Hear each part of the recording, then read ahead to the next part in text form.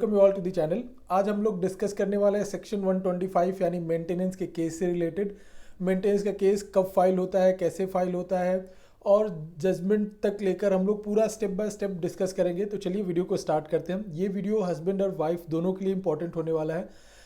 तो सबसे पहले जानते हैं मेंटेनेंस का केस स्टार्ट कैसे होता है। देखिए, कभी भी कुछ फैमिली में अगर डिस्प्यूट होता है, हस्बैंड वाइफ के बीच कोई डिस्प्यूट होता है, तो एक मेंटेनेंस का केस बहुत ही इंपॉर्टेंट हो जाता है जो वाइफ फाइल करती है हस्बैंड से मेंटेनेंस लेने के लिए, यानी अपने भरण पोषण खर्चे से रिलेटेड वो एक केस फाइल करती है। तो सेक्शन 125 के अंडर में केस फाइल होता है मेंटेनेंस का।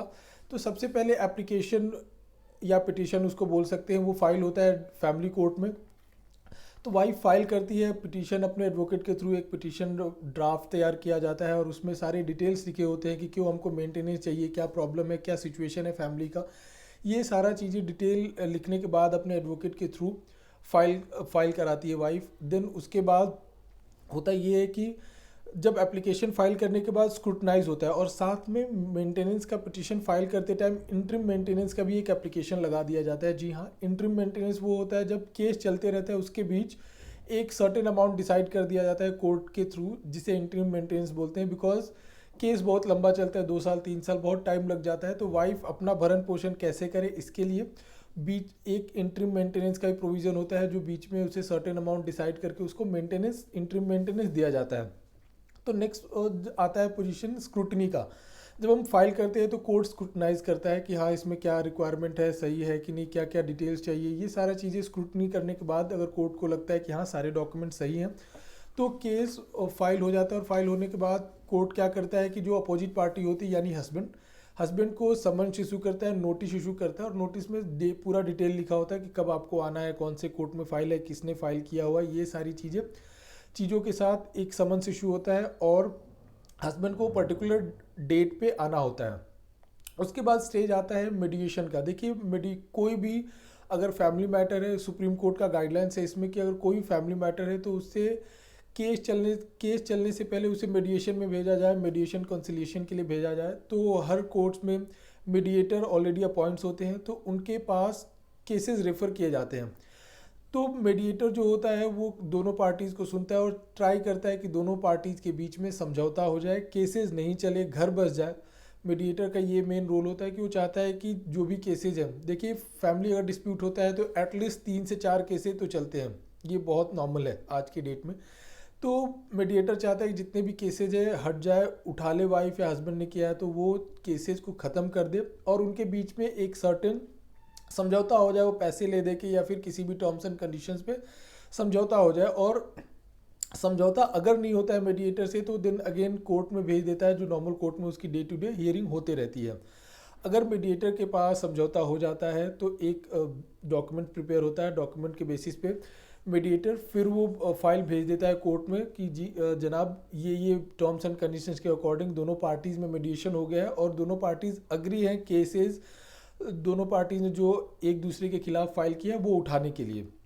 तो ये तो हो जाता है जब मीडिएशन अगर पास हो गया, अगर मीडिएशन सक्सेसफुल हो गया तो। अदरवाइज नॉर्मल कोर्ट में भेज दिया जाता है अगर मीडिएशन सक्सेस नहीं होता है तो देन नॉर्मल कोर्ट में फिर वही डे टू डे हियरिंग चलता है। तो अब बारी आती है हस्बैंड का रिप्लाई फाइल करने का। जो पिटीशन वाइफ ने फाइल किया है उसका रिप्लाई देना होता है हस्बैंड को कि हाँ, वो अपना साइड लेना होता है कि जो भी चीज़ें उसको जनरली अपोज किया जाता है, नहीं मैंने ऐसा नहीं किया, ये प्रॉब्लम था, ये सारी चीज़ें अपना पक्ष रखना होता है बेसिकली हस्बैंड को कि क्यों ये सिचुएशन आया, कैसे आया, और ये सारी चीज़ें कोर्ट को बताना होता है।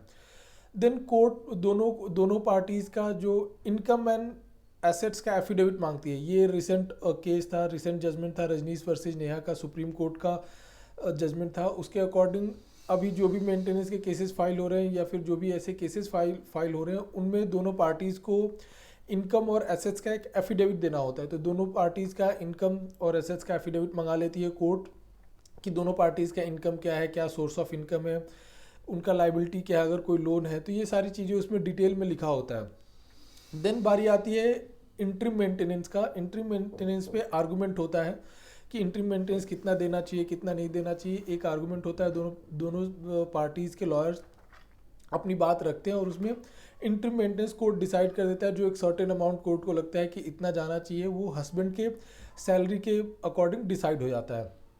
देन बारी आती है फ्रेमिंग ऑफ इश्यूज़ का। जो पिटीशन फाइल हुआ होता है उसमें से कुछ इश्यूज़ निकाले जाते हैं कि हाँ इस इश्यूज़ पे डिस्कस होना चाहिए, इस इश्यूज़ पे बात होना चाहिए। और बर्डन ऑफ प्रूफ हस्बैंड पे भी कुछ कुछ क्वेश्चंस के बर्डन ऑफ प्रूफ हस्बैंड पे होते हैं, कुछ कुछ के वाइफ पे होते हैं। तो देन जो नेक्स्ट स्टेप आता है वो आता है एविडेंस का। वाइफ अपने सारे एविडेंसेस रखती है कोर्ट के सामने, सारे डॉक्यूमेंट्स एग्जिबिट्स सब कुछ रखती है कोर्ट के सामने। और अपोजिट पार्टी के पास यानी हस्बैंड के पास ऑप्शन होता है कि वो वाइफ का क्रॉस कर सके, जो भी उसने बोला है कोर्ट के सामने, जो भी उसने एफिडेविट्स रखे हैं, जो भी उसने एनेक्स्चर्स रखे हैं, वो सारी चीज़ों को क्रॉस किया जा सके कि वो सही है या गलत है। और सेम वाइस वर्सा हस्बैंड के साथ होता है, हस्बैंड का भी एविडेंस होता है और उसे वाइफ क्रॉस कर सकती है, जिसे क्रॉस एग्जामिनेशन बोलते हैं, क्रॉस कर सकती है। जो भी डॉक्यूमेंट्स दिया है, जो भी उसने गवाही दी है, या फिर किसी और का भी अगर गवाही कराया है, एविडेंस कराया है, तो वो सारी चीज़ों का क्रॉस हो सकता है, सो दैट जो सच्चाई है कोर्ट के सामने बाहर आ सके। देन स्टेज आता है फाइनल आर्गूमेंट का। एक पर्टिकुलर डे फिर कोर्ट डिसाइड करता है फाइनल आर्गूमेंट के लिए। दोनों पार्टी जो भी एविडेंसेस रखे गए हैं, जो भी गवाही हुआ है, जो भी डॉक्यूमेंट्स है, जो भी एनेक्स्चर्स है, एफिडेविट्स है, ये सारी चीज़ों के बेसिस पे आर्गूमेंट होता है। और दोनों पार्टीज वो उसमें आर्गूमेंट करती है कि हाँ ये सही है, ये गलत है, होता है। देन एक फाइनल डेट डिसाइड होता है। कोर्ट दोनों पार्टीज़ को सुनने के बाद फाइनल जजमेंट यानी फाइनल ऑर्डर का एक डेट फिक्स करती है कि इस पर्टिकुलर डेट पे फाइनल ऑर्डर देगा कोर्ट।